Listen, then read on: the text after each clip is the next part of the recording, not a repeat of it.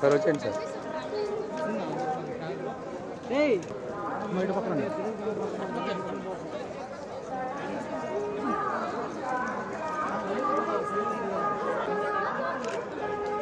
Okay sir.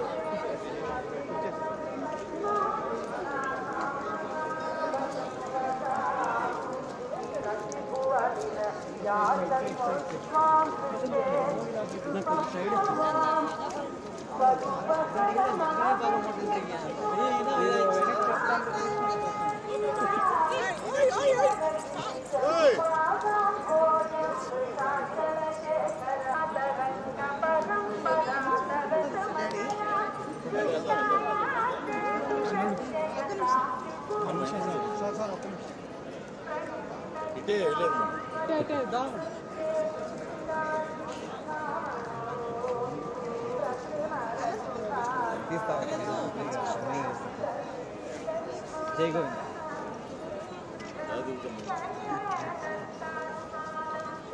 Bro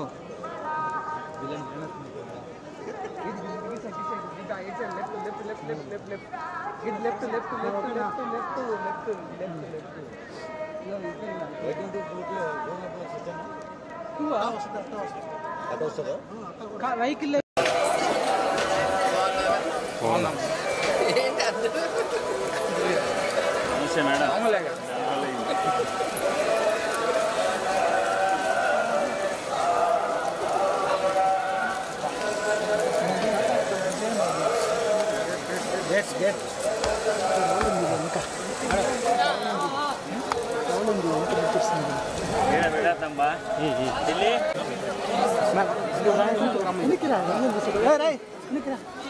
madam Delhi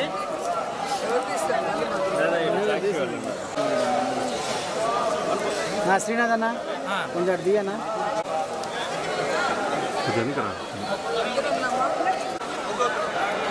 phone ఎత్తురారు రాసి వెళ్ళిపోతాను.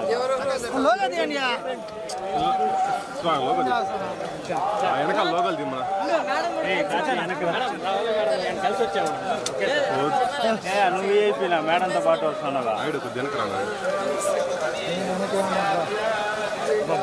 Wire ఒకటి మేడం కొంచెం చూడండి.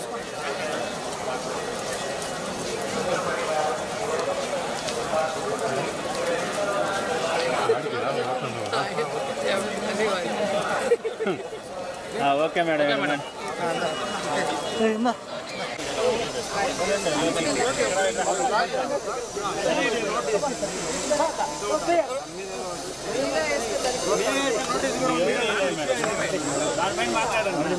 ఆంధ్రప్రదేశ్లో ఆడపిల్లలకి రక్షణ గురించి ఆలోచిస్తే చాలా బాధాకరంగా ఉంది.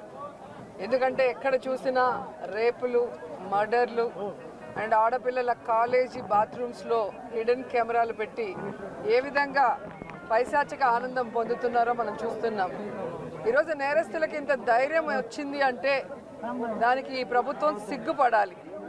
ఎందుకంటే గతంలో జగన్మోహన్ రెడ్డి గారి ప్రభుత్వంలో ఒక తప్పు జరగాలి అంటే ఎంత భయం ఉండేదో మీకు అందరికీ తెలుసు.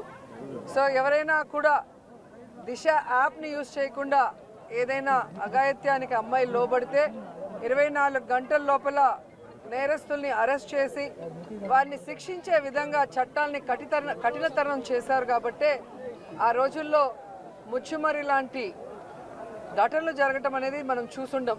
నిజంగా చాలా బాధాకరం. ఒక 9 ఏళ్ల అమ్మాయిని రేప్ చేసి చంపేసి ముక్కలు చేసేశారు. 60 రోజులు అవుతున్న అమ్మాయి శవాన్ని కూడా ఇంతవరకు తీసుకురాలేకపోయారు.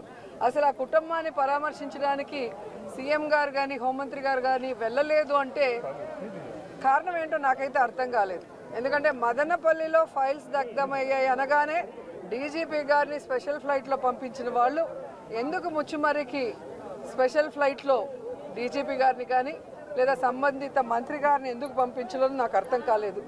అలాగే నిన్న పేపర్లో చూశాను, గుడ్లవల్లేరు కాలేజీలో బాత్రూమ్స్లో హిడెన్ కెమెరాలు పెట్టారని పిల్లలు వచ్చి ఆడపిల్లలు చెప్తే అసలు అక్కడ ఏం జరగలేదని ఎస్పీ గారు చెప్పడం చాలా దురదృష్టకరం. ఈరోజు 300 మంది పిల్లలు ఈరోజు న్యాయం కావాలంటూ ధర్నా చేస్తుంటే ఇప్పుడు విచారణ చేస్తామని దిగిరావటం అనేది మనమంతా కూడా గమనించాల్సిన విషయం. అలాగే ఈ ప్రభుత్వం వచ్చిన తర్వాత మీరు చూస్తే ర్యాగింగ్ భూతం ఎలా ఎక్కువైందో మనం కళ్ళారా చూస్తున్నాం. నారాయణ కాలేజీలో మెడికల్ విద్యార్థినిని ర్యాగింగ్ చేసి చంపేశారు. అలాగే కలికిరిలో జేఎన్టీయూలో విద్యార్థి ర్యాగింగ్ చేయడం వల్ల ఎలా ఆత్మహత్య చేసుకుందో గమనించాం. అంటే గత 5 సంవత్సరాలు లేని ర్యాగింగ్ భూతం మళ్ళీ ఈ ప్రభుత్వం వచ్చాక ఎలా పిల్లల ప్రాణాలు తీస్తుందో మనం గమనించాల్సిన విషయం. నేను ఈ ప్రభుత్వానికి ఒకటే చెప్పగలను, రెడ్ బుక్ రాజ్యాంగం మీద పెట్టిన దృష్టి ఇంట్రెస్ట్ పక్కన పెట్టి ఆడపిల్లకి రక్షణ కల్పించడంలో గౌరవాన్ని కల్పించడంలో మీరు ముందుండాలని కూడా వాళ్ళని కోరుకుంటున్నాను. మేడం మీరు రాజ్యం మాట్లాడని చెప్పి సోషల్ మీడియాలో వైరల్ మాట్లాడిన తర్వాత అలా అంటే ఎట్లాగా?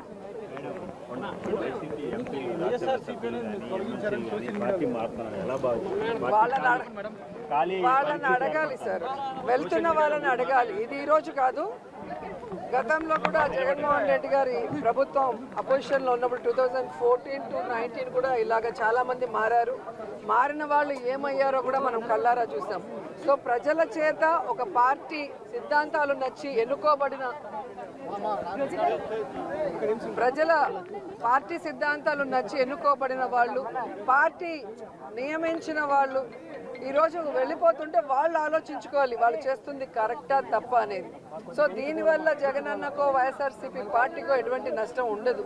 ఎందుకంటే ఎప్పుడూ కూడా పార్టీకి ద్రోహం చేసి వెళ్ళిన వాళ్ళని ఎవరూ కూడా గౌరవించరు, క్షమించరు.